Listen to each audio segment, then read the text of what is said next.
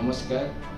গতকাল 23 অক্টোবর সারা ত্রিপুরায় ত্রিপুরা সিভিল সোসাইটির ডাকে যে বন আহ্বান করা হয়েছিল, সেই বনে যারা এসে পিকেটিংয়ে এসেছেন এবং আমাদের দাবি নিয়ে যারা আন্দোলনে সামিল হয়েছেন, প্রথমে তাদেরকে আমি অভিনন্দন জানাচ্ছি। এবং এটা একটা ত্রিপুরার ইতিহাসে সিভিল সোসাইটির ডাকে যে এত সাকসেসফুল যে বন হয়েছে, এটা ত্রিপুরার ইতিহাসে একটা নজির বিন্দু থাকবে বলে আমি মনে করি। আরও একটা দিক হলো, যখন আমরা কালকের বনটা শেষের দিকে প্রায় 5টার পরে আমরা কোনো জায়গায় পিকেটিং উঠিয়ে নিয়েছি এবং আগরতলা শহরে আমরা 3টার দিকে বাইক ফোটার জন্য আমাদের পিকেটিং উঠিয়ে নিয়েছিলাম।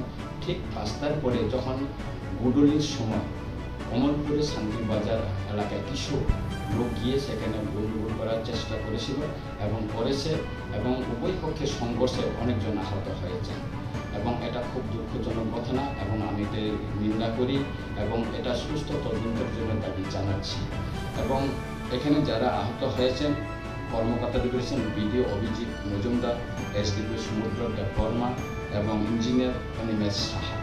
আমি তাদের প্রতি গভীর দুঃখ প্রকাশ করেছি যে এখানে তারা ওই সংঘর্ষ থামানোর জন্য তারা ইনজুর হয়েছেন, তার জন্য আমি দুঃখ প্রকাশ করেছি এবং যারা ঘটনা ঘটিয়েছেন তাদের প্রতি আমার নিন্দা রইল। আমি হাসপাতালে গিয়ে তাদেরকে দেখতে যাব এবং খুব শীঘ্র খুব তারপরে আমি যাব সেখানে। অপরদিকে আমি আরও খবর পেয়েছি এলাকার সারা রায় আমি সেখানে আমাদের লোকদের সঙ্গে কথা বলেছি। অজিত দেববর্মা উনি ইনজুর হয়েছেন, ওনার পায়ে আঘাত পেয়েছেন, উনি কোলাই হাসপাতালে বর্তমানে চিকিৎসাধীন। নবকুমার দেববর্মা উনি খুব ইনজুর হয়েছেন, ওনাকে খুব মারপিট করা হয়েছে। কাশ্মীরা দেববর্মা ওনার ডাক নাম, উনিও ইনজুর হয়েছেন। আরও দরিয়ান দেববর্মা উনিও ইনজুর হয়েছেন বলে আমি জানতে পেরেছি। আমি আজকে স্পটে যাওয়ার জন্য আমাদের সম্মানিত ডিজিপির সঙ্গে আমি সকালে কথা বলেছিলাম। উনি সেখানে সিচুয়েশনটা এখন নর্মাল হয়নি বলে বলেছেন অপেক্ষা করার জন্য।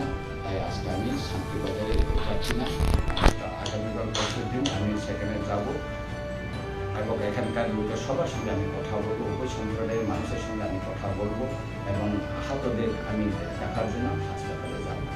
তাই আমি শেষে এই কথাই বলবো, ত্রিপুরার শান্তি সম্প্রীতি বজায় রাখার জন্য এবং এখানে উভয় জনগোষ্ঠীর সহাবস্থানের জন্য আমরা যে দীর্ঘকাল আমরা চেষ্টা করে আসছি, সেটা যেন বজায় থেকে আমরা যে অধিকারের জন্য লড়াই করছি, এটা আমাদের সাংবিধানিক অধিকার এবং এটা গঠনের সঙ্গে চুক্তি করে যে শর্তগুলি এখনও বাস্তবায়ন হয়নি, তার দ্রুত কার্যকরী করার জন্যে আমাদের এই সংগ্রামটা আমরা সিভিল সোসাইটি থেকে আহ্বান করেছিলাম।